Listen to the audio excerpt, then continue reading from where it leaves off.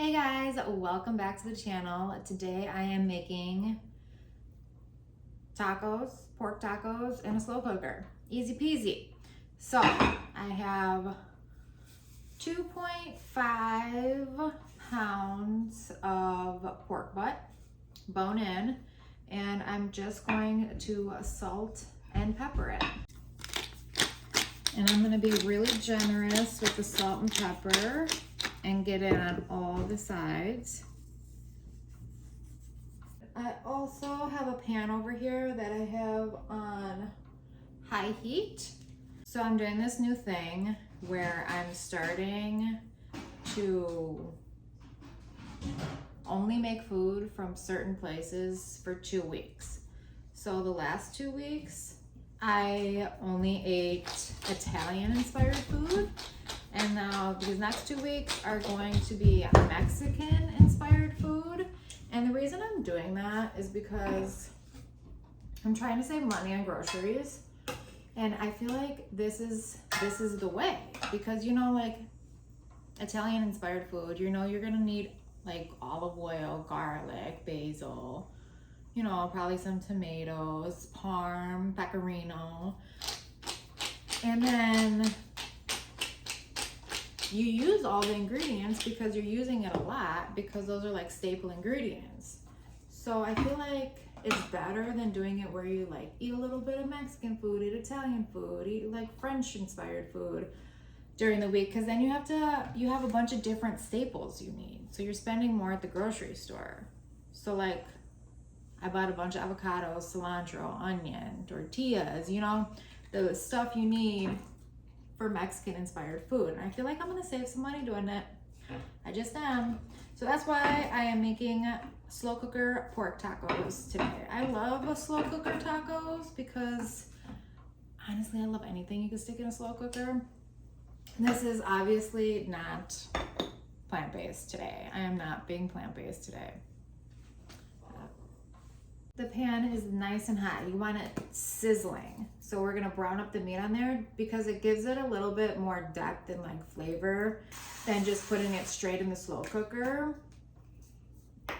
You're gonna wanna not skip this step, trust me.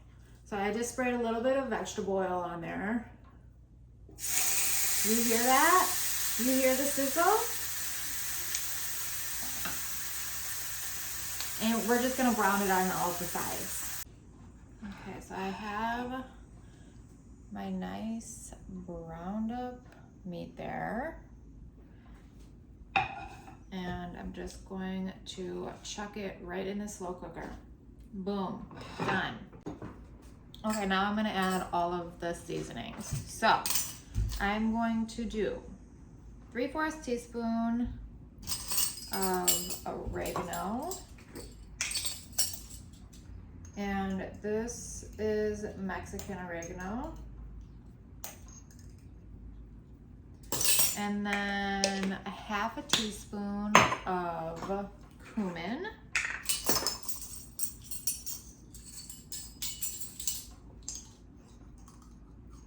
I'm gonna do a heaping 1/2 teaspoon. So a little bit more. 1/4 teaspoon allspice. Oh, I love allspice. This is not going to be a heaping teaspoon because allspice goes a long way. And then I'm going to do some cloves here. Cloves have to be like my favorite smell, like especially like cloves on ham, a roasted ham. Now I want to make ham. I have 1 packet of the Sazón seasoning from Goya. It is the culantro and achote. I'm gonna put one of these in there.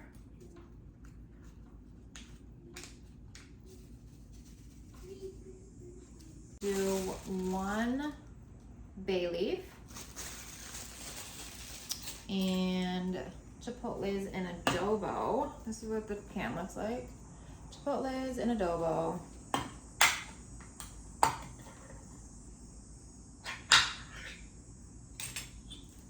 All right.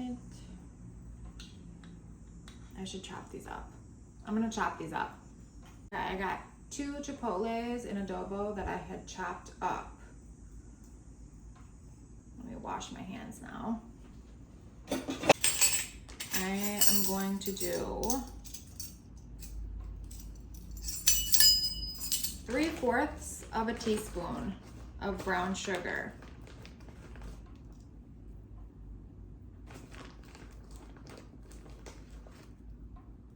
That was actually a teaspoon.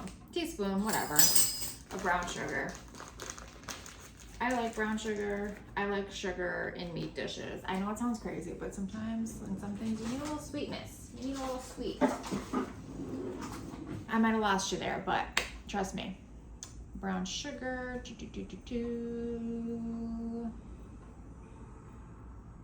Apple cider vinegar. So we're gonna do some acid. And I cannot find my 1/4 cup. So I'm gonna use tablespoons. So well, that's a teaspoon. Tablespoons. Is it 4 teaspoons equal? No, it's 4 tablespoons. 4 tablespoons. I'm losing it today, I'm losing it. 4 tablespoons equals 1/4 cup.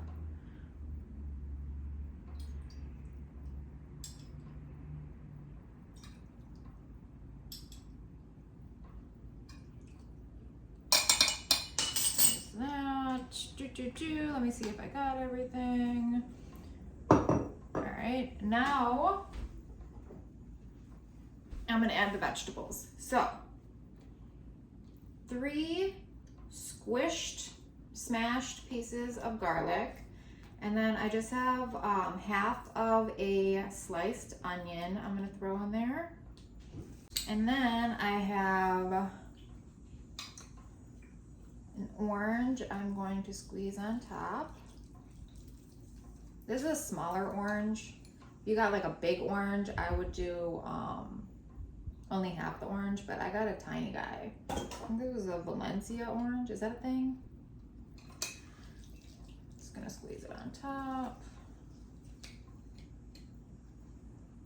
There we go. And then what else? I'm also gonna grind some more pepper.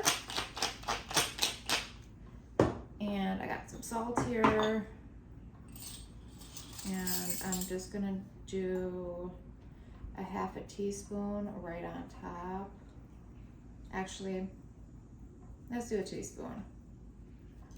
Because I feel like that's a pretty big piece of meat there. All right, now we're just gonna pop the lid on. And I usually put this on high, but it's really early in the morning. It's like 10. So I'm gonna put it on low. And then after about like an hour, I'll flip it. And I flip it every hour until it's done. So I'll see you in a couple hours. Probably take about, on low, I'd say like 4 to 6 hours. You just have to poke with the fork and test it out. But I'll see you when it's done. Hey guys, so it's been like, I can't even do the math right now. It's 3:45. I think I started this at like 10 something. I don't have the same clothes on. It's been a day. My kid, I can't even talk. My kid just sprayed me with a garden hose and it's not that hot where I'm at right now. So that was fun. So I'm a little disheveled. Whatever. Second half of the video, the meat is done. I'm gonna pull it apart now with 2 forks. It should just fall off the bone. Just falling off.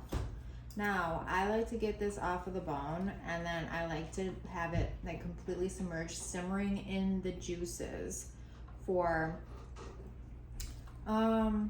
like another hour. All right, this is the taco. You can put whatever you want on there. I like to put just chopped up onions and cilantro and a squeeze of lime. And then I usually put like salsa verde on top. But that is it, guys. Yes, I changed again. Thanks for watching, and I will see you next time. Hit that subscribe button so you don't miss any of my upcoming videos. This, so good. You know what this is good on too is nachos. If you want, instead of people put ground beef on nachos a lot, and I think chicken, but pulled like pork on nachos, so good. Anyways, thanks again for watching. See you next time.